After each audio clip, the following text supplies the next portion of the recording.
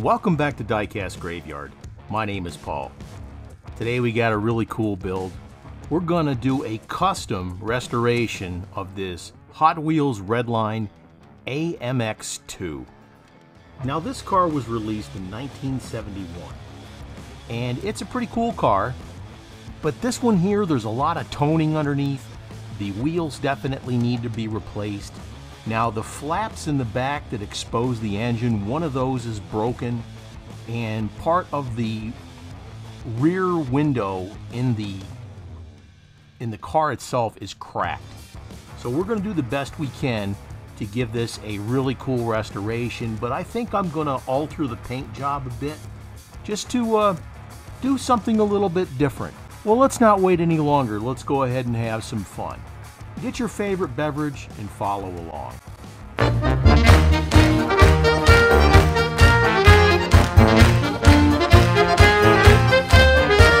It's time to start the autopsy.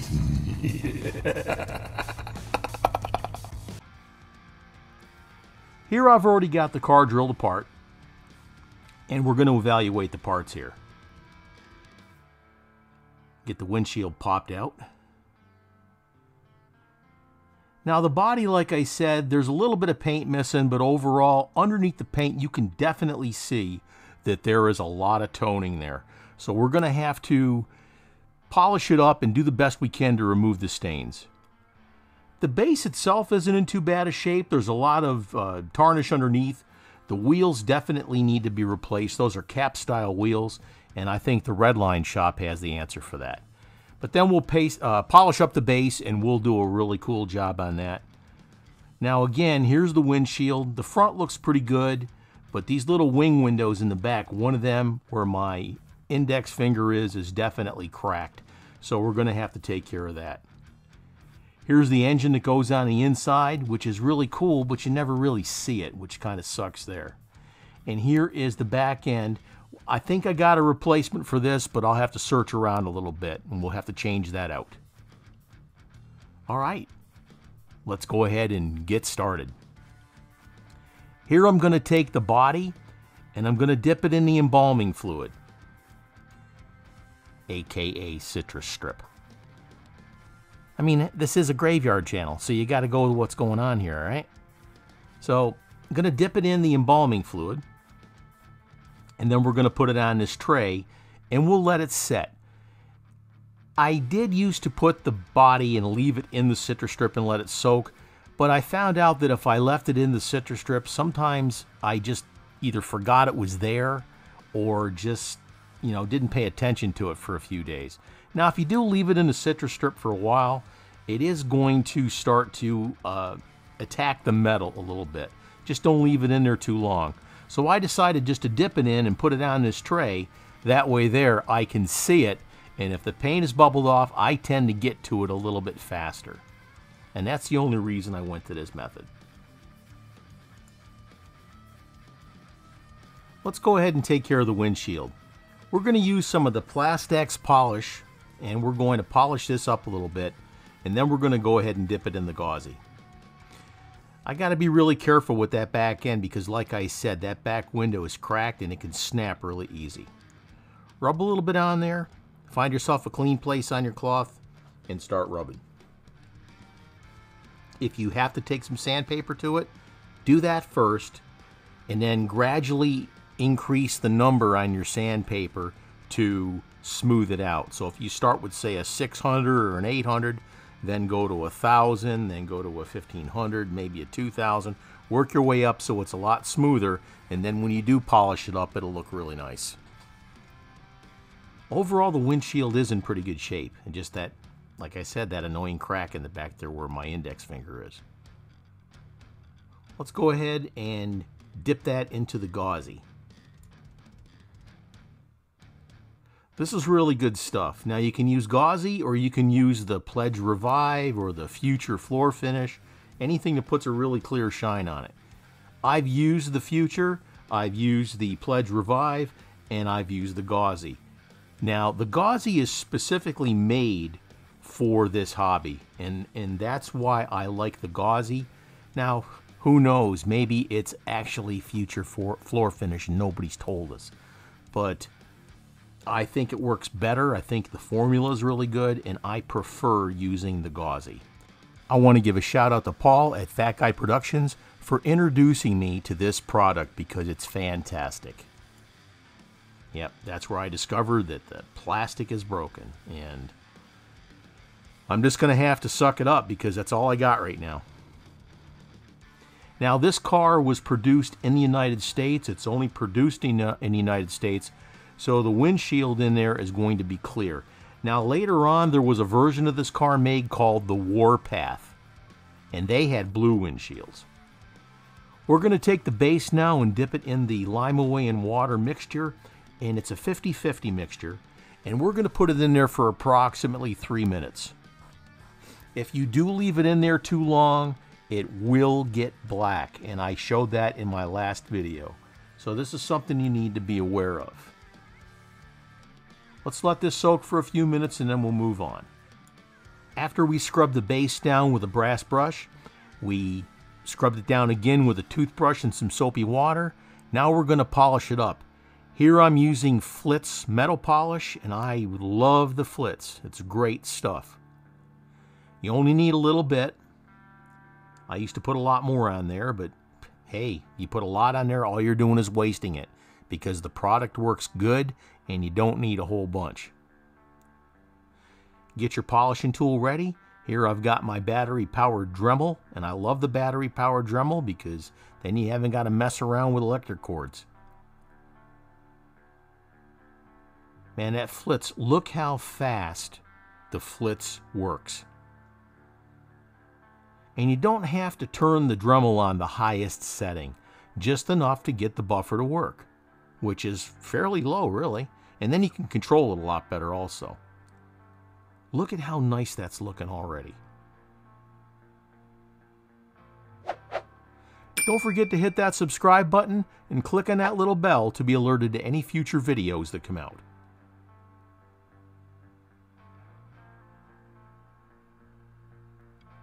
This is looking really nice. Let's go ahead and move on. Look how nice that turned out. Sweet. Now we're back to the body. Look how easy that embalming fluid worked, or in this case the citrus strip. But it worked out good. Now there was a little spot there that didn't seem to take or something, so I just scrubbed it around a little bit with the citrus strip, and it took it off in just a few moments. Now we got it cleaned up. We scrubbed it down with soap and water. Now we're going to polish it again with the Flitz.